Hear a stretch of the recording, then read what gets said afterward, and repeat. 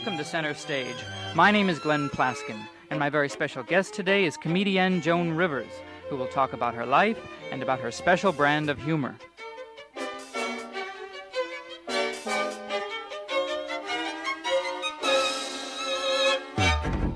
Some people believe that Joan Rivers is the funniest lady in America. Others are offended by her aggressive lampoons. But no matter what you think, Joan Rivers is the most successful and controversial comedienne working today. She probes, insults, and entertains until you either fall in love with her or turn her off. The 50-year-old star has polished the art of self-deprecation into a dagger, and her satire and wit are equally tough on such favorite targets as Queen Elizabeth, Jacqueline Onassis, and Elizabeth Taylor. Over the past 18 years, Miss Rivers has guest hosted The Tonight Show frequently, and will now appear as Johnny Carson's permanent guest hostess. Moreover, she is enjoying a fanfare of media attention set off by her most recent triumphs, which include her sold-out Carnegie Hall debut, a Barbara Walters interview, People, Time, and Newsweek profiles, co-hosting the annual Emmy Awards, and her new comedy album, What Becomes a Semi-Legend Most. Rivers maintains a frantic pace. Television, nightclubs, she's a motion picture director, the author of a soon-to-be-published autobiography, and the chairman of National Cystic Fibrosis. I'm delighted to have this chance to talk with her today. You're a big star. You speak very well. I was very impressed with that introduction. Very impressed. You ought to write. I read your book, by the way, and it's wonderful. Just thought I'd throw that plug in for you. When I was little, I used to watch you on the Ed Sullivan Show, and you came out in these big blousy skirts, and you weren't really glamorous then. You weren't trying to be glamorous. It was just a different time in my life. And at that time in my life, you always want to look nice, you always want to look pretty. But I wasn't as much into glam. I think moving to California had a lot to do with it. And also, as you get older, you get much more aware of you better pull yourself together, honey. You're not so old. I'm not so young. I was raped by a Viking. And King Tut gave me his class ring. But you come out and you say, I have no sex appeal. Right. And you look gorgeous. Nobody believes you. Oh, do you see one person writing to me and saying, how about a date cookie? Only my manager. That's because he gets 15%. Underneath, though, you think you're attractive. You know you're attractive. Underneath, I think I'm not bad looking. I don't think I'm attractive. I think I think I'm nice enough looking to get by without people barfing. When you were living as Joan Malinsky Pretty Joan Malinsky. Larchmont, New York. Yes. Were your dreams ever as good as all this? Oh, let me tell you something. The nice thing is in our business is when things happen to you and you go, childhood fantasy come true. Some things, my dreams always be a major motion picture star. Serious actress. actress. Oh, yes. Oh, no jokes. Accepting the Academy Award and having the entire audience stand up when you get it. That was my dream. But there's certain things that happen, you just go, wow. But at the beginning, you followed the rules. You went to Barnard. You married a nice blonde man. Yes, you I did. Followed your father, who's a doctor's instructions. Yes, I did everything correctly. What happened? It just didn't work for me. Why But not? I don't know. My mother, may she rest in peace, said that I was a very difficult child to bring up. I don't remember any of this. Obviously, you don't think you're difficult. I always wanted something. I didn't know what the something was. I knew I wanted to be in the business. But then I got scared. I thought, well, I'd better get married. But the idea of comedy never hit you at the beginning. Still doesn't. Because comedy just happened because I'm lucky. Because comedy is a God-given thing. When you were young, though, I get the feeling with a lot of people who have great senses of humor that there's a lot of, either there is or there was, a lot of unhappiness underneath. Yeah. I was unhappy in the sense I was fat. I was the outsider in the school or in the class. I was not the most popular girl in the class by any means. Not the prettiest. Not the prettiest. Certainly not the one that was asked out to the prom. And all that just turns around and goes into humor. Thank God. Every time my daughter has a hard knock now, I always say to Missy, it's wonderful because it's making you stronger, making you funnier for later. People think you're very hot now, which you are, but you were hardly a star overnight. And apparently your big break came in 1965. 65 with Johnny Carson. What happened? I had been brought up to the show 8 times over a period of 3 years and rejected. And finally it was a pity booking. They just said, oh, a friend of mine was Bill Cosby, who had hit very strongly the year before, and Bill went in and said also, book her, she's funny. So they put me on as a girl writer.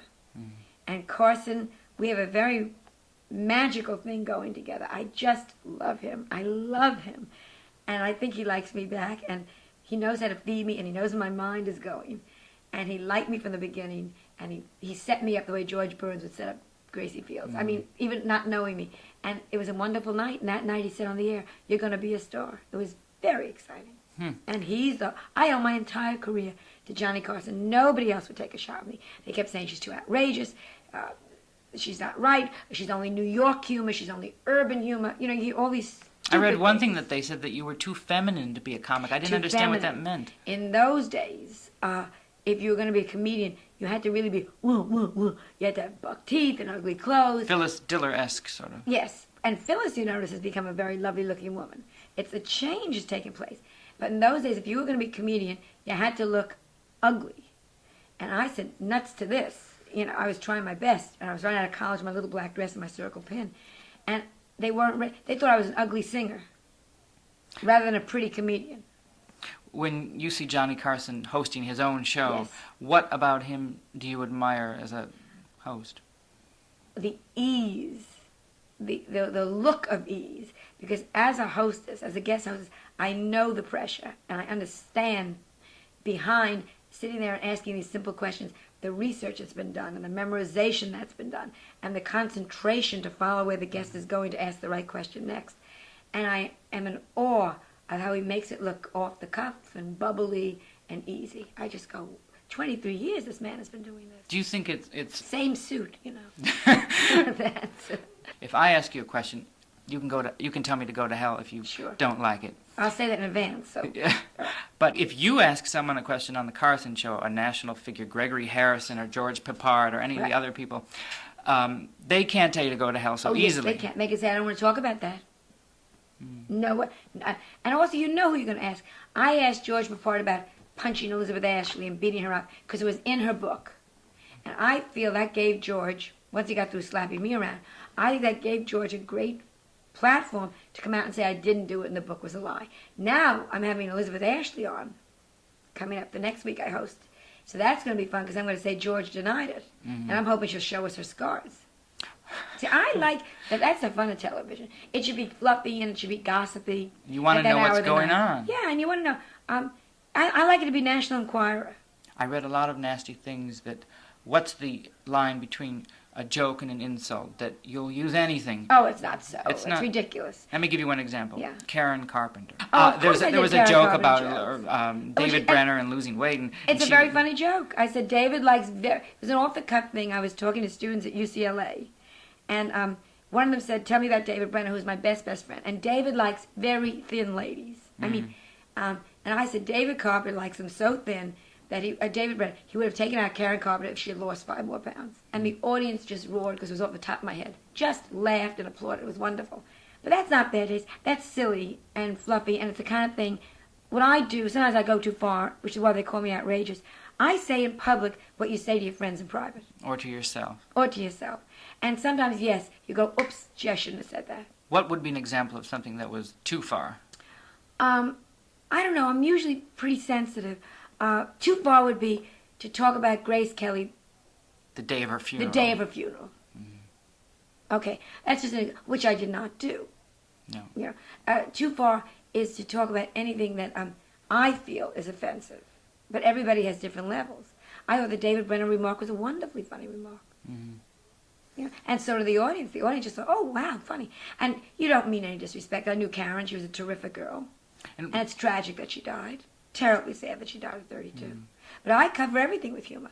I cover my whole... That's what humor is. But humor is to make you get over things that upset you and make you laugh. Whether it's about your body or about your mother-in-law or about getting older or about an unhappy marriage or about taxes. What humor does is pricks that terrible pimple so it comes out and goes away and makes everyone go, wow, I feel better. And some of the people who write about you, actually, I think they believe that you mean what you're saying. Well, then they're idiots. They're And stupid. they shouldn't be my fans. I have enough fans. I think the people that like me are very bright. I know this sounds very egotistical, but I don't mean bright that you went to college. I mean street smarts. And anyone that takes what I say seriously is an ass. And I don't want them as a fan. And then go watch people that don't offend. Go watch a Danny Thomas. There are plenty of people that do not offend. Or Lucille Ball or Carol Burnett. Oh, Carol is very spicy. But Lucy was very careful. And that's wonderful. But then don't watch Lily Tomlin, and don't watch Richard Pryor, and don't watch Joan Rivers, and don't watch Robin Williams, and don't watch any of the new younger people. Or anybody good. Or anybody, thank you, but or anybody that's current. The last thing I wanted to ask you is 60s, 70s, 80s, how have the jokes changed in a general way? I'm interested in that. How the jokes have gotten much more truthful, and you're allowed to talk about things in a much more open way. I was pregnant at the end of the 60s. Pregnant. And I was not allowed to say on the Ed Sullivan Show, I was 9 months pregnant, and I couldn't say I'm pregnant. You couldn't say the word diaper in the 60s on television. Jack Parr, who was a dirty old man in the 60s, was a dirty old man because he said the word water closet on television, which is a joke. But for those days, they went, boy, Parr's dirty. So you were really limited. Oh, very limited. And you look back at what you talked about, and there were silly subjects. And in the 70s, but the 80s are wonderful. You really can talk about the human condition. Anything you want. And that's what a comedian should be doing. I think a comedian should be the one that says, the emperor's not wearing clothes. And that's what my job is, to say to you, this one's an idiot, and that one's stupid, and this situation is dumb, and that we have to do this is dumb, and society requires that. That's what my job is, to say, no, he's not wearing clothes. You're all wrong. And you're doing a good job. I hope so. Thank you. My pleasure.